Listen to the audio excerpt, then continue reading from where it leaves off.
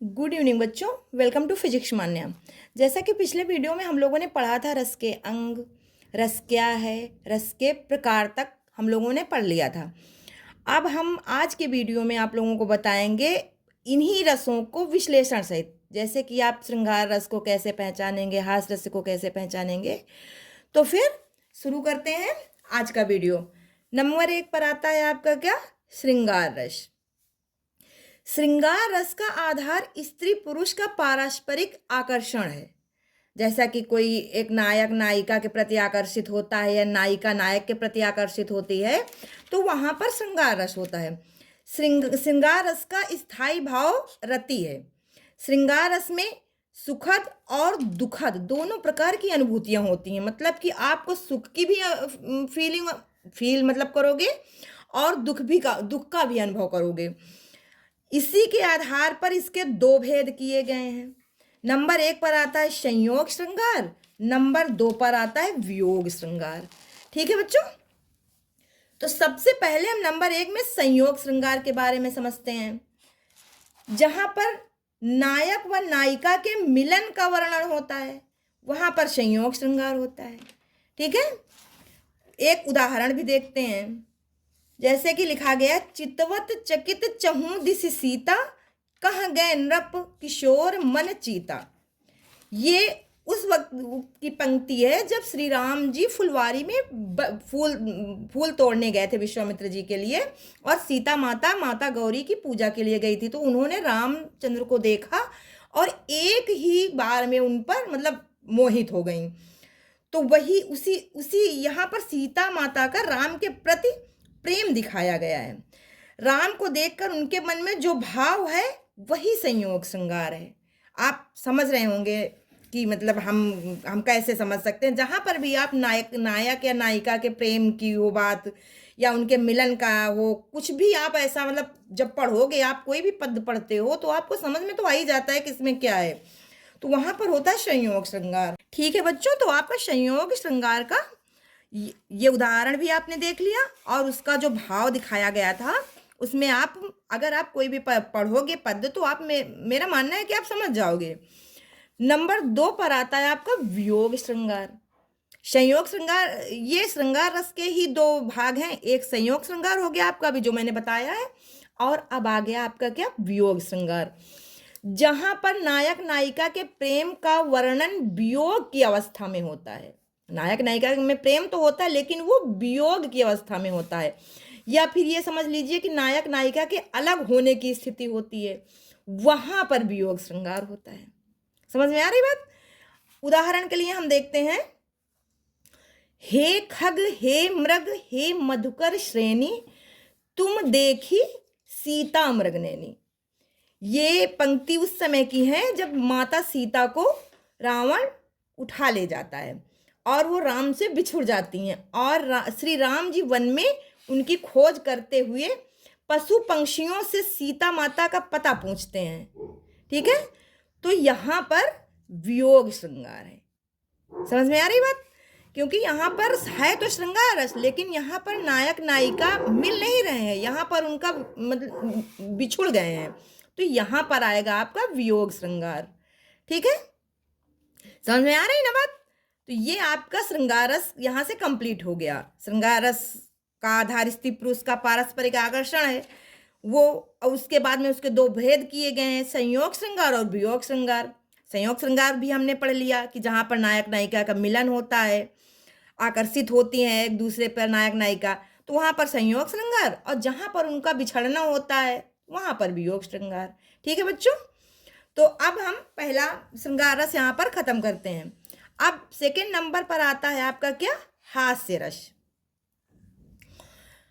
हास्य रस में आपका क्या है? अजीब वेशभूषा या क्रियाकलाप, किसी की अजीबोगरीब, किसी भी व्यक्ति की अजीबोगरीब वेशभूषा या उसका बोलना, क्रियाकलाप, जिसे देखकर या सुनकर मन में हंसी आ जाए, हर्ष उल्लास उत्पन्न होता है। मतलब किसी को भी देखकर आपको हंसी आए, किसी की वेशभूषा देखकर या उसकी बातें सुनकर आपको हंसी आती है, तो वहीं पर हास्य रस होता है। इसका स्थायी भाव क्या होता है? हास। हास्य रस का स्थायी भाव क्या होता है? हास। उदाहरण के लिए हम देखते हैं, जेहि दिसि बैठे नारद फूली, सो दिसि तेहि न बिलोकी भूली।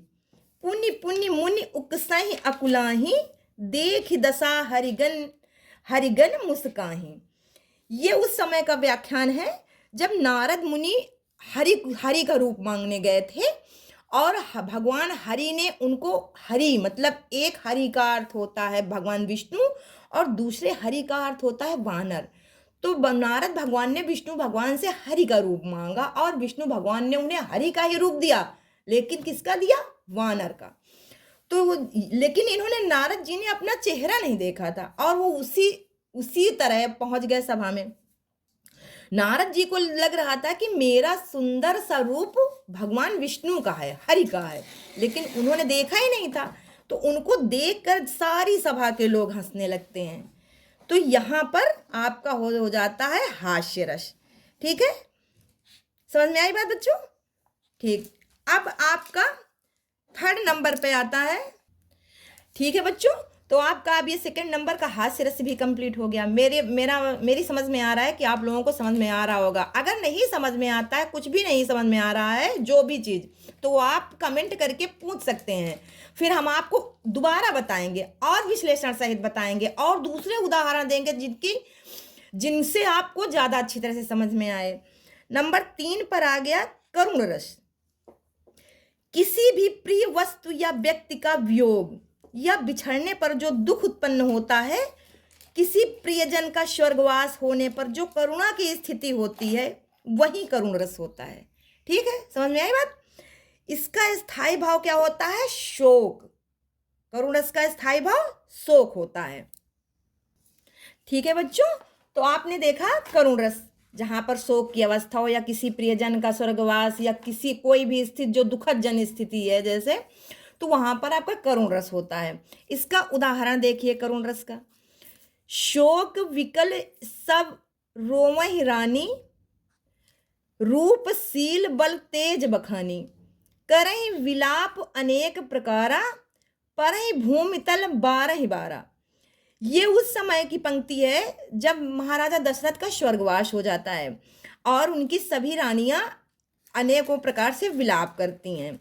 यहाँ पर इसी वजह से यहाँ पर करुण रस है, क्योंकि इसका स्थायी भाव ही शोक है। जहाँ पर शोक की अवस्था होती है वहाँ पर करुण रस ही होता है। इसको आप पढ़कर भी, पंक्तियों को पढ़कर आप पढ़ोगे तो आपको समझ में आ जाएगा कि ये दुखद घटना के लिए है, तो यहाँ पर शोक रस होगा। ठीक है बच्चों, समझ में आ रहा है ना? फिर इसके बाद में नंबर 4 पे आता है आपका वीर रस। ठीक है, देखिए इसका क्या, कैसे समझेंगे आप? किसी युद्ध या किसी कठिन कार्य को करने के लिए हृदय में जो उत्साह उत्पन्न होता है, जो उत्साह का भाव होता है, उसे ही वीर रस कहते हैं। इसका स्थायी भाव उत्साह होता है। वीर रस का स्थायी भाव क्या होता है? उत्साह होता है। यहाँ पर आप उदाहरण देखिए वीर रस का। एक कविता है, वीर तुम बढ़े चलो, धीर तुम बढ़े चलो, सामने पहाड़ हो, सिंह की दहाड़ हो, तुम निडर डटो वहीं, तुम निडर हटो नहीं। ठीक है, तो ये कविता पढ़कर ही आपको लगेगा कि नहीं ये वीर रस है, क्योंकि यहाँ पर उत्साह के साथ वीर आगे बढ़ने की प्रेरणा दे रहे हैं या बढ़ रहे हैं।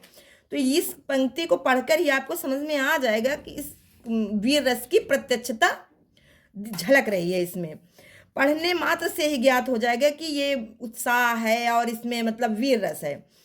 और यहाँ वीर रस का स्थायी भाव तो आपको बता ही दिया है कि उसका स्थायी भाव ही उत्साह होता है। ठीक है बच्चों, तो अब यहाँ तक हमने आपको बता दिया। ये रस चार रसों का वर्णन हमने आप सबको किया है। अब उसके बाद में अभी होते कितने हैं रस? 9 होते हैं। तो अभी 5 और रस बचे हैं। ठीक है, तो इतना आप लोग समझिए, पढ़िए। उसके बाद में हम नेक्स्ट वीडियो में आगे के जो रस हैं उनका वर्णन करेंगे, आपको समझाएंगे अच्छे से। अगर कुछ भी आपको समझ में नहीं आ रहा है तो आप कृपया करके पूछिए, कमेंट करिए, और वीडियो अच्छा लगे तो लाइक करिए, शेयर करिए एंड सब्सक्राइब करिए। ठीक है, धन्यवाद बच्चों।